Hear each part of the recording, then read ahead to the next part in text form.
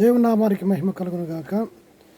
దేవుడు తన యొక్క మహాకృపను బట్టి మరొకసారి మంచి దినాన్ని మనకు అనుగ్రహించి ఈ దినమున ఆయన సన్నిధికి రావడానికి ఇచ్చిన అవకాశాన్ని బట్టి స్తోత్రం చెల్లిస్తూ ఒక చిన్న వాక్య భాగం చదువుకొని ఆ వాక్య భాగంలో నుండి ఈ దినము నేను ఏ విషయమైతే వీడియో ద్వారా మీకు తెలియజేయాలనుకుంటున్నానో ఆ విషయాన్ని తెలియజేయడానికి ఇష్టపడుతున్నాను. మొట్టమొదటిగా ఒక వాక్య భాగము చదువుకొని దానిలో నుంచి మనము వాక్యం నేర్చుకుందాం. రోమిలకు రాసిన పత్రిక 9వ అధ్యాయము 5వ వచనం చదువుతున్నాను, శ్రద్ధగా ఆలకించండి. పితరులు వీరివారు, శరీరమును బట్టి క్రీస్తు వీరిలో పుట్టెను. ఈయన సర్వాధికారైన దేవుడై ఉండి నిరంతరము స్తోత్రార్హుడై ఉన్నాడు. ఈ మాటను గమనించినట్లయితే ఈ మాట యేసుక్రీస్తు ప్రభువును గురించి వ్రాయబడింది. ఈయన ఎవరంటే సర్వాధికారైన దేవుడై ఉండి నిరంతరము స్తోత్రార్హుడై ఉన్నాడు. శరీరమును బట్టి ఈయన ఇశ్రాయేలులో పుట్టాడు అనేటువంటి వాక్యము పరిశుద్ధ గ్రంథం నుంచి మనం చూడవచ్చు. శరీరమును బట్టి మాత్రమే పుట్టాడు. ఎందుకు శరీరమును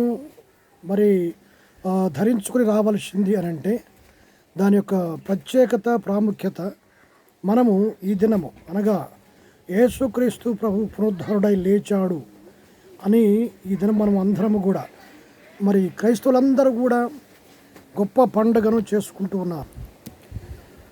కాబట్టి ఎందుకు వాళ్ళంత గొప్పగా పండుగ చేసుకుంటున్నారంటే దేవుడు ఆయన మానవునిగా శరీరమును ధరించి మానవుడిగా ఈ లోకానికి దిగి వచ్చాడు. ఎందుకు అంటే సర్వ మానవాళి యొక్క పాపమునకు ప్రాయశ్చిత్తము చేయటానికి శరీరముతో వచ్చాడు. శరీరాన్ని ధరించుకొని వచ్చాడు. శరీరము ధరించుకొనక ముందు ఆయన దేవుడై ఉన్నాడు. ఒకవేళ మీకు అనుమానం రావచ్చు, యెహోవా దేవుడు అంటారు కదా అని చెప్పని. ఒక చిన్న విషయం మాత్రమే తెలియజేస్తాను, ఎందుకంటే నా యొక్క అంశం ఈ దినము పునరుద్ధానము గురించి నేను చెప్పడానికి ఇష్టపడుతున్నాను. అయితే ఒక చిన్న విషయం మాత్రమే మీకు తెలియచేసి వాక్యంలో ముందుకెళ్తాను. అదేంటంటే మానవుడు ఒకే విధముగా లేడు, కానీ తాను మూడు అంశాలు కలిగినటువంటి ఒక వ్యక్తిగా ఉన్నాడు. అదేంటంటే శరీరము, ప్రాణము, ఆత్మ. ఈ మూడు కలిసినదే మానవుడై ఉన్నాడు, వేరువేరుగా కాదు. అదే విధముగా దేవుడు కూడా తండ్రి, కుమార, పరిశుద్ధాత్మ ముగ్గురు కలిసినదే ఒకే ఒక వ్యక్తి. ఆయనకు సమస్తము సాధ్యము కాబట్టి దేవుళ్ళలో ఉన్నటువంటి ఒక అంశ కుమారుడిగా ఈ లోకానికి దిగివచ్చాడు. కుమారుడు అనేటువంటి నామముతో ఈ లోకానికి దిగివచ్చి సర్వమానవాళి యొక్క పాపాలకు ఆయన ప్రాయశ్చిత్తం చేసి తన రక్తాన్ని చిందించి ప్రాణం పెట్టి మరలా తిరిగి ఆయన పునరుద్ధానుడై అనగా మరణాన్ని జయించి తిరిగి లేచాడు. ఈయన దేవుడైన వాడు అని లేఖనాలు తెలియజేస్తున్నాయి. నేను ఈ యొక్క మాట ఎందుకు చదివానంటే ఈ యొక్క ఆదివారం దినాన ప్రతి ఒక్కరూ కూడా యేసుక్రీస్తు ప్రభు మరణమును జయించినటువంటి దినముగా పండగ చేసుకుంటున్నారు. మరణాన్నే జయించాడు, పాపమును జయించాడు. ఈ పాపానికి విరుగుడు యేసు ప్రభు అనుగ్రహించి పాపాన్ని జయించి లేకపోతే మరణాన్ని జయించి తిరిగి లేచినటువంటి దినమే ఈ దినం. ఈ దినాన పునరుద్ధానుడయ్యాడు అనేటువంటి మాటను ప్రతి క్రైస్తవుడు తమ సంఘాల్లో చెప్పుకుంటూ ఎంతో ఆనందిస్తూ ఉంటాడు. ఇంతకీ ఆయన పునరుద్ధానుడు అవ్వట వలన పునరుద్ధానం వలన ప్రాముఖ్యత ఏమిటి, మరియు ఈ పునరుద్ధానం వలన మానవుడికి కలిగినటువంటి లాభం ఏమిటి, ఈ రెండు విషయాలు నేను రెండు మాటలు చెప్పి నేను ముగిస్తాను. త్వరగా దయచేసి శ్రద్ధగా ఆలకించండి. మొట్టమొదటిగా పునరుద్ధానం యొక్క ప్రాముఖ్యత ఏమిటి? పునరుద్ధానం యొక్క ప్రాముఖ్యమైన విషయం ఏంటంటే యేసు ప్రభు పునరుద్ధానుడై లేచాడు కాబట్టి ఆయన దేవుడుగా నిరూపించబడుతున్నాడు. ఇది మొదటి విషయం. యేసు ప్రభులో దైవత్వం ఉన్నదని ప్రతి ఒక్కరికి తెలియజేస్తున్నాడు. ఎందుకంటే ఆయన మాత్రమే ఈ యొక్క లోకములు, ఈ ప్రపంచంలో, ఈ లోకములో మరణాన్ని జయించినటువంటి ఏకైక వ్యక్తి మానవుడిగా ఆయన మాత్రమే. ఆయన ఒక్కడే. కాబట్టి ఆయన మరణం పైన ఆయనకి అధికారం ఉన్నది, పాపం పైన ఆయనకి అధికారం ఉన్నది, మరణం పైన అధికారం ఉన్నది అనేటువంటి మరి విషయాన్ని ఇక్కడ రూఢీపరుస్తుంది. దేవుడు మాత్రమే మానవునికి మరణం పైన అధికారం ఉన్నది. ఆ యొక్క అధికారం యేసు ప్రభు కలిగి ఉన్నాడంటే అర్థం ఆయన దేవుడు అని నిరూపించబడుతున్నాడు. చాలామంది అంటారు యేసుక్రీస్తు ప్రభు నిన్నటి మొన్నటి వ్యక్తేనండి. కాదండి, ఇది ఏమీ తెలియనటువంటి మూర్ఖులు మాట్లాడేటువంటి మాట. అసలు యేసుక్రీస్తు ప్రభు గురించి లేఖనం ఏం చెప్తుందంటే ఆయన పురాతన కాలం మొదలుకొని శాశ్వత కాలం వరకు ప్రత్యక్షమవుతున్నవాడు అనగా ఆయన దిగి వస్తున్నాడు అని అర్థం. ఈ యొక్క అంశం గురించి నేను తర్వాత మాట్లాడతాను. యేసుక్రీస్తు ప్రభు నిన్న మొన్న నుంచి వచ్చిన వ్యక్తి కాదండి, అని ఎప్పటి నుంచో ఉన్నటువంటి దేవుడు ఆయన. సృష్టికి పూర్వమే ఉన్నటువంటి ఆయనకు ఆది అంతం లేనటువంటి వాడు యేసుక్రీస్తు ప్రభు. సర్వమానవాళి యొక్క పాపాలకు ప్రాయశ్చిత్తం చేయడానికి మానవుడిగా దిగి వచ్చాడే కానీ అదే లేఖను మనం చదువుకున్నాం. ఈయన సర్వాధికరణ దేవుడై ఉండి అనే మాట వాడబడుతున్నది. సర్వాధికరణ దేవుడై ఉండి నిరంతరము స్తోత్రార్హుడై ఉన్నాడు. నిరంతరం అంటే యుగ యుగాలని అర్థం. యుగ యుగాలు ఆయన స్తోత్రార్హుడై ఉన్నాడు దేవుడు కాబట్టి. సో పునరుద్ధానుడయ్యాడు కాబట్టి ఆయన దేవుడుగా నిరూపించబడుతున్నాడు. ఎందుకంటే ఆయన మరణమును జయించాడు. ఈ యొక్క లోకములో మరణాన్ని జయించినటువంటి ఏకైక వ్యక్తి యేసుక్రీస్తు ప్రభు.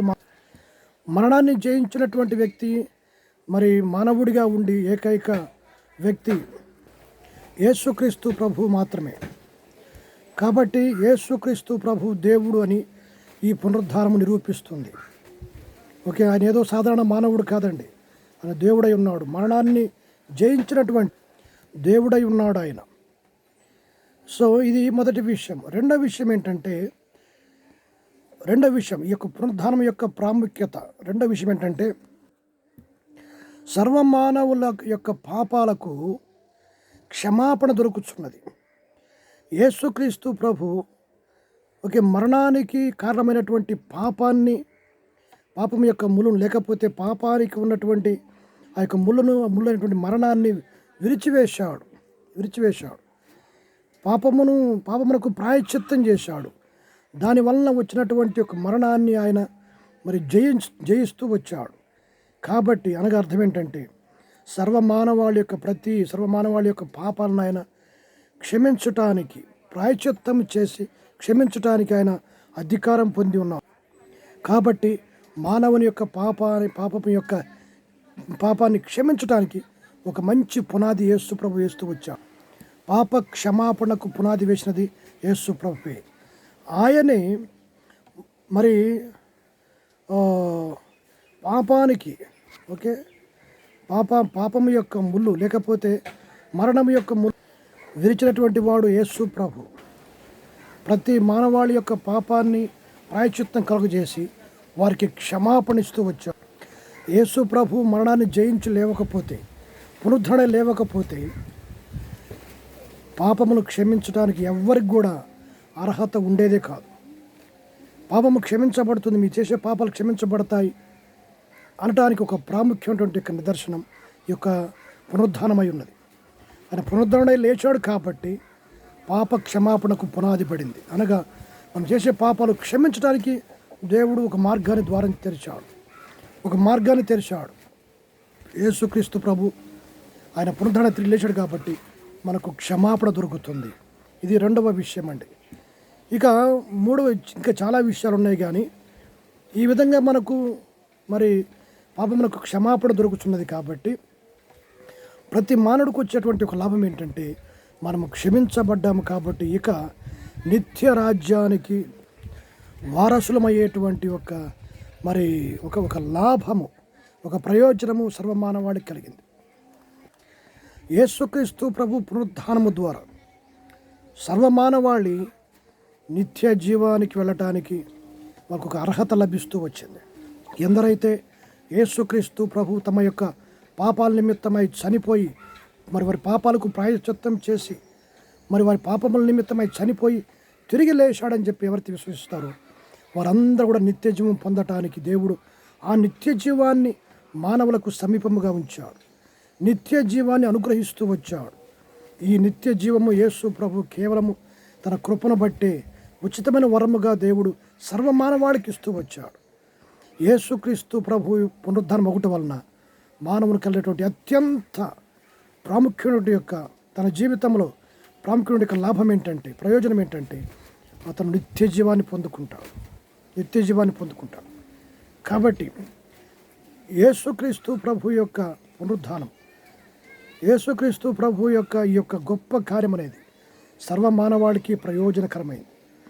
ఆయన తప్ప ఎవ్వరు కూడా నిత్య జీవాన్ని అందించేవారు ఎవ్వరూ లేరు.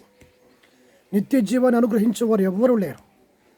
ఎవరు కూడా నేను మీకు నిత్య జీవాన్ని ఇస్తాను, మీ పాపాలు క్షమించబడటం వల్ల నేను మీకు నిత్య జీవాన్ని ఇస్తానని అన్నవారు ఎవ్వరు కూడా లేదు.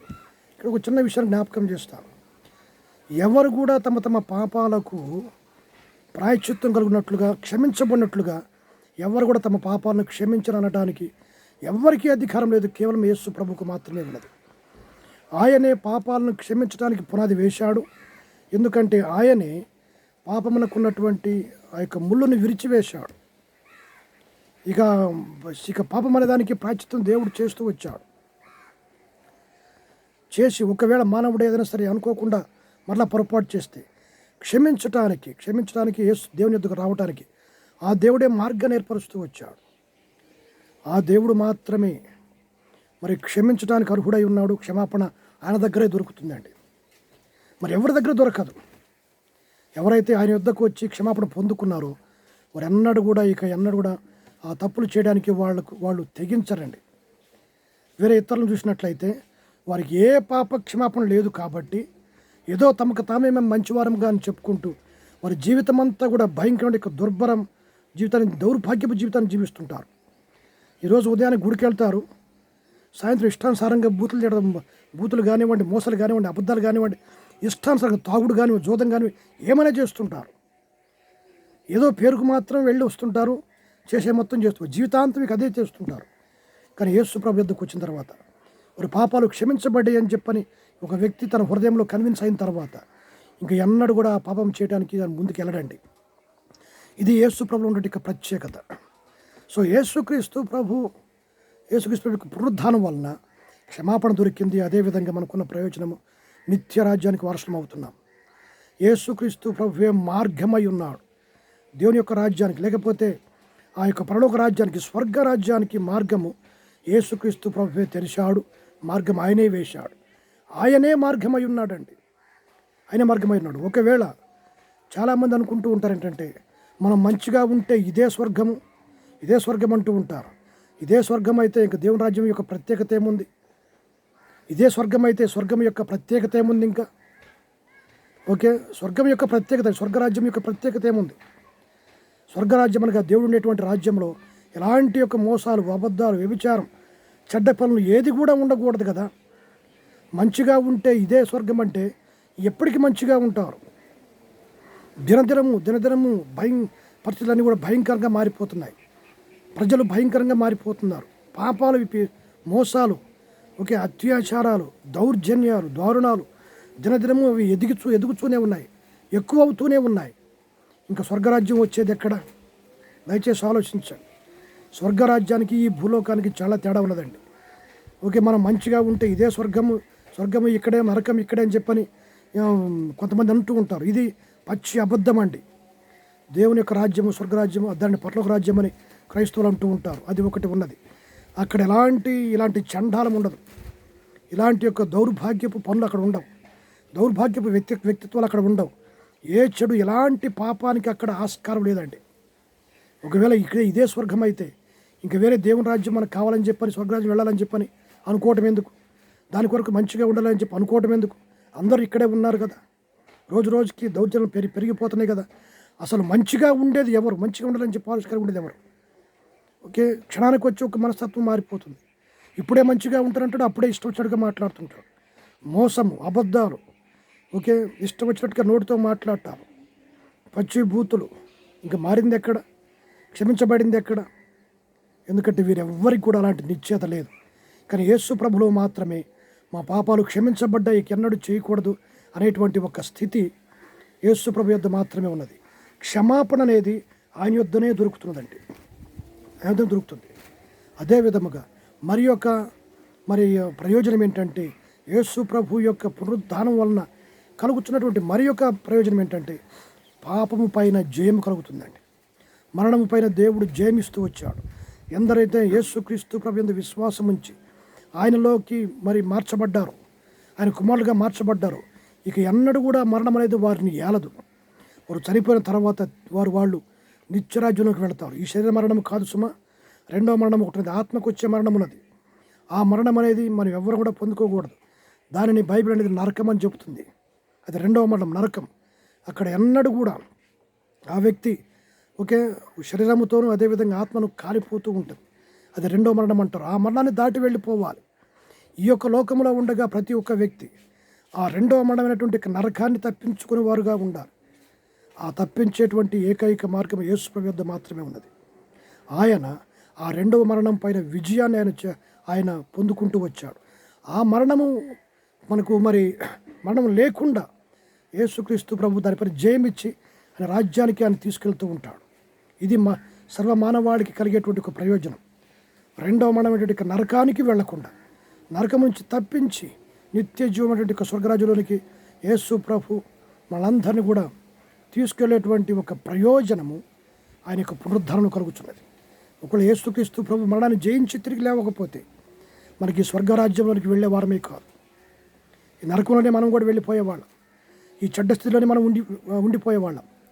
కాబట్టి యేసుక్రీస్తు ప్రభు చేసినటువంటి ఆ గొప్ప కార్యం, ఆ యొక్క పునరుద్ధానం వలన మనకు కలిగేటువంటి ప్రయోజనం ఏంటంటే పాపం పైన జయమును, మరణం పైన జయమును మనం పొందుకొని నిత్యరాజ్యంలోనికి వెళ్తాం. ఆ రాజ్యము యేసు ప్రభు మాత్రమే ఇస్తున్నాడండి, మరి ఎవ్వరు కూడా ఇవ్వట్లేదు. నిత్య జీవాన్ని యేసు ప్రభు మాత్రమే ఇస్తున్నారు. కాబట్టి యేసుక్రీస్తు ప్రభు పొందినటువంటి యొక్క పునరుద్ధానము ద్వారా మనకు పాపము పైన అదేవిధంగా మరణం పైన జయము కలుగుతున్నది. ఇక ఎన్నడూ కూడా నరకము అనేటువంటి ఒక మరణంలోనికి వెళ్లకుండా నిత్య జీవంలోనికి దాటిపోతాం. అది సర్వమానవాడికి కలిగినటువంటి ప్రయోజనమై ఉన్నది. కాబట్టి ప్రియమైనటువంటి వాళ్ళ ఎందరైతే ఈ వీడియోని వీక్షిస్తున్నారో వారందరూ కూడా తెలుసుకోవాల్సిన విషయం, స్వర్గరాజ్యాన్ని మనకు అనుగ్రహిస్తున్నది యేసు ప్రభు మాత్రమే, నిత్యరాజ్యాన్ని ఇస్తున్నది యేసు ప్రభు మాత్రమే. ఒకవేళ ఇక్కడే స్వర్గం ఉంటే ఇక్కడ ఉన్నటువంటి స్థితి అందరికీ తెలిసిన విషయమే. ఎలాంటి దారుణాలు జరుగుతున్నాయో, ఈ యొక్క లోకం యొక్క స్థితి ఎలా ఉన్నదో అందరికీ తెలుసు. ఉండే కొన్ని ఈ యొక్క నేరాలు కానీ, ఘోరాలు కానీ, ఈ దారుణాలు కానీ తగ్గిపోతున్నాయనంటే ఏమీ తగ్గటం లేదు, అంతకంతా ఎదుగుచున్నాయి. మంచిగా ఉండాలని చెప్పేవాళ్ళు అనేకులు, కానీ ఎక్కడ చేస్తున్నారు, ఏం చేస్తున్నారు? వారి యొక్క పాపాలు అనేవి క్షమించబడక, వారి యొక్క మనసు అనేది మార్చబడక, ఇంకా దినదినము అబద్ధాలు కానీ, మోసాలు కానీ, చెడ్డ మాటలు కానీ, చెడ్డ స్థితి కానీ అంతకంతకు ఎదుగుతున్నదే కానీ తగ్గిపోయేదంటూ ఏది కూడా లేదు. కానీ యేసుక్రీస్తు ప్రభు ఎవరైతే విశ్వాసం ఉంచి ఆయన మన పాపాల కొరకు చనిపోయి తిరిగి లేచి ఆయన పునరుద్ధరణుడు అయి ఉన్నాడు, నా పాపాలను ఆయన క్షమించాడని చెప్పి ఎందరైతే నమ్ముతారో వారందరూ కూడా ఇలాంటి దౌర్భాగ్యపు జీవితాన్ని విడిచిపెట్టి మంచి జీవితాన్ని జీవిస్తూ మంచి మనస్సాక్షి గలవారై దేవుని యందు భయము భక్తి కలిగి ఆ దేవుని ఎడల జాగ్రత్త కలిగి ఎలాంటి అబద్ధం, ఎలాంటి మోసాలు కానీ, ఎలాంటి చెడ్డ పనులు చేయటం కానీ ఏమి కూడా చేయకుండా దేవుని యందు భయం కలిగి అందరినీ ప్రేమిస్తూ శత్రువు సైతం సహా ప్రేమిస్తూ ఉంటూ ఉంటారు. కాబట్టి దయచేసి మరొకసారి ఈ యొక్క విషయాన్ని మీకు తెలియజేస్తున్నాను. యేసుక్రీస్తు ప్రభు పునరుద్ధానము ఆయన దేవుడుగా, యేసు ప్రభు దేవుడుగా నిరూపించబడింది. రెండవది, మనకు మన పాపాలకు క్షమాపణ దొరుకుతున్నది. మూడవది, నిత్య జీవాన్ని దేవుడు మనకు ఏర్పరుస్తూ వచ్చాడు. అంత మాత్రమే కాదు, మరణం పైన జయం అనుగ్రహించి మరణంలో నుంచి జీవంలోనికి యేసుక్రీస్తు ప్రభు దాటిస్తూ వచ్చాడు. ఇటు యొక్క విషయాలను ప్రతి ఒక్కరూ గమనించాలని తెలియజేస్తూ ఈ వీడియోను ముగిస్తున్నాను. ఈ వీడియో చూసిన ప్రతి ఒక్కరు కూడా యేసే రక్షకుడు, ఆయన చేసిన ప్రతి ఒక్క పని ప్రతి మానవాళికి దీవెనకరంగా ఉన్నదని గ్రహిస్తారని నమ్ముతూ ఈ యొక్క వీడియోని ముగిస్తున్నాను.